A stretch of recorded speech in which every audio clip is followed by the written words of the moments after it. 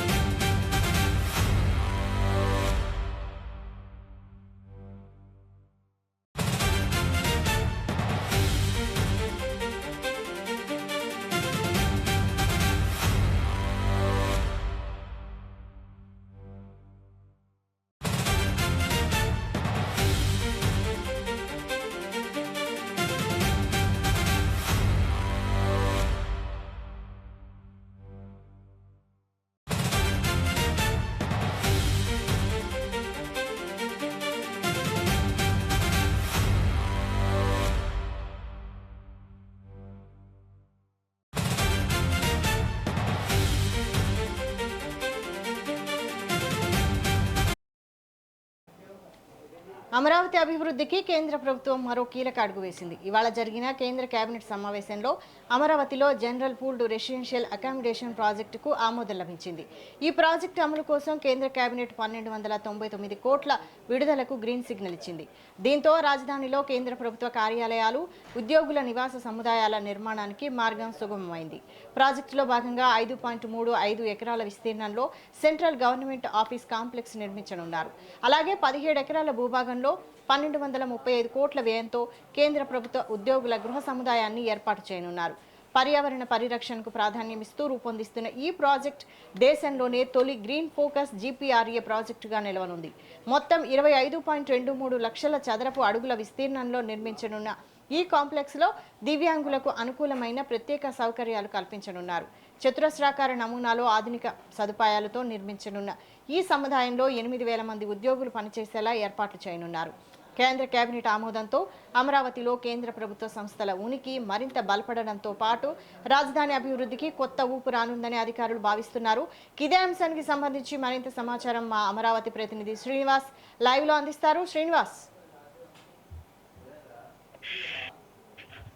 ఈరోజు కేంద్ర కేబినెట్ తీసుకున్నటువంటి నిర్ణయంతో అమరావతిలో గవర్నమెంట్ ప్రభుత్వ కార్యాలయాలకు ఊతమిచ్చిందని చెప్పవచ్చు. ఇటువంటి నిర్ణయం అమరావతికి వరాల జల్లుగా ఉందని కూడా చెప్పవచ్చు.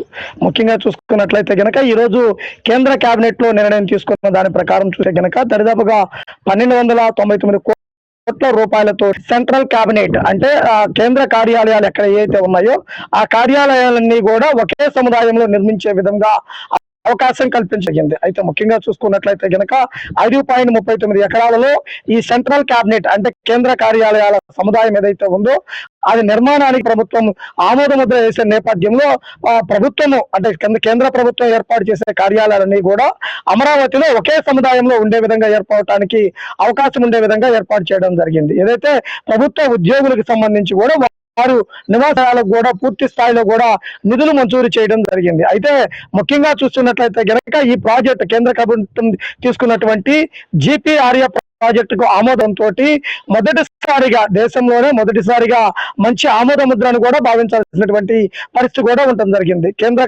ప్రభుత్వ కేంద్ర కార్యాలయాల్లో పనిచేస్తున్నటువంటి ఉద్యోగులు ఎవరైతే ఉన్నారో వారికి నివాస సముదాయాల నిర్మాణానికి కూడా పూర్తి స్థాయి డిజైన్లు కూడా సిద్ధం చేయడం జరిగింది. అంటే ఈ రోజు నూతనంగా ఏర్పడుతున్నటువంటి అమరావతికి సంబంధించి కేంద్ర ప్రభుత్వం నిధుల మంజూరీతో పాటు ఏదైతే సెంట్రల్ కేబినెట్ కాంప్లెక్స్ నిర్మాణానికి అనుమతినిచ్చిందో దాని ప్రకారం చూసుకున్నట్లయితే గనక రాష్ట్రంలో అంటే ఆంధ్రప్రదేశ్ లో ప్రభుత్వ కార్యాలయాలు ఏవైతే ఉన్నాయో అన్ని కూడా ఒకే సముదాయంలో ఉండి వారి యొక్క ఉనికిని చాటుకునే విధంగా కూడా ఉండటానికి కూడా అవకాశం ఉండటం జరిగింది. అంటే చెట్టుకొకటి పుట్టకొకటి ఈదరణ ఉండటం కాకుండా కేంద్ర కార్యాలయాలన్నీ కూడా ఒకే కాంప్లెక్స్ లో అంటే చతురస్రాకారం నిర్మిస్తున్నటువంటి ఈ కాంప్లెక్స్ లోని నిర్మాణానికి కూడా సిద్ధం కావడం జరిగింది. అలానే చూసుకున్నట్లయితే కనుక 1,299 కోట్ల రూపాయలతోటి ప్రభుత్వం ఏదైతే ఆ కేంద్ర ప్రభుత్వ ఆమోదం తెలిపిందో ఇది భారీ ప్రాజెక్ట్ గా ఉన్నటువంటి పరిస్థితి ఉండడం జరిగింది. అలానే కేంద్ర ప్రభుత్వ ఉద్యోగులు కూడా గృహ సముదాయాలకు కావలసినటువంటి ప్రాజెక్టు కూడా సిద్ధం చేయడం వాటి నిర్మాణాన్ని కూడా త్వరగా చేయాలని కూడా స్పష్టం చేసినటువంటి పరిస్థితి కూడా ఉండడం జరిగింది.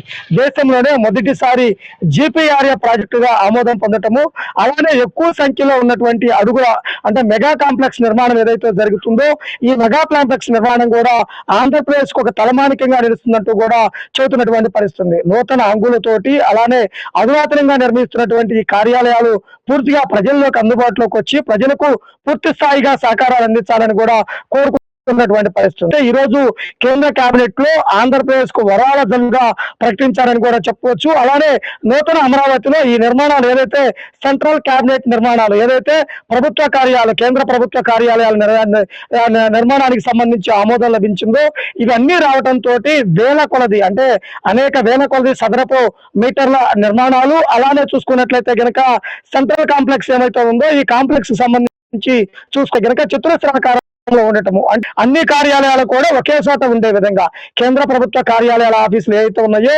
అవన్నీ కూడా ఒకే చోట ఉండే విధంగా ప్రజలకు సేవలు అందించే విధంగా ఉండాలంటూ కూడా చెబుతున్నటువంటి పరిస్థితి ఉంది.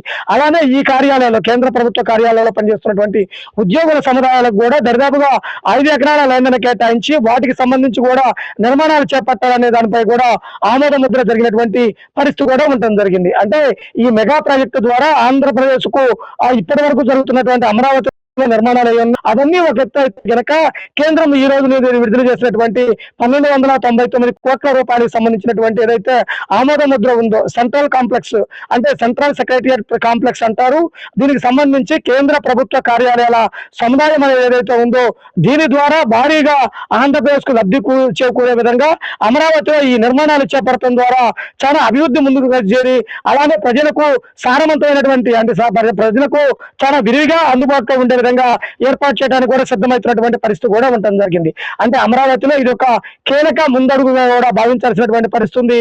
కేంద్ర ప్రాజెక్టులు రావడం ద్వారా సెంట్రల్ నుంచి వచ్చేటువంటి నిధుల ద్వారా అభివృద్ధి ముందుకు జరిగే అవకాశం కూడా ఉంది కాబట్టి అమరావతికి ఇది ఒక తలమానికంగా నిలుస్తున్నట్టు కూడా చెబుతున్న పరిస్థితి కూడా ఉండటం జరిగింది. అలానే చూసుకున్నట్లయితే కనుక ఈ రోజు కేబినెట్ లో చేస్తున్నటువంటి ఏవైతే నిర్ణయాలు ఉన్నాయో ఆంధ్రప్రదేశ్ కు పూర్తి స్థాయి వరాల జల్లుగా చెబుతున్నటువంటి పరిస్థితి కూడా ఉంది. Okay, thank you Srinivas.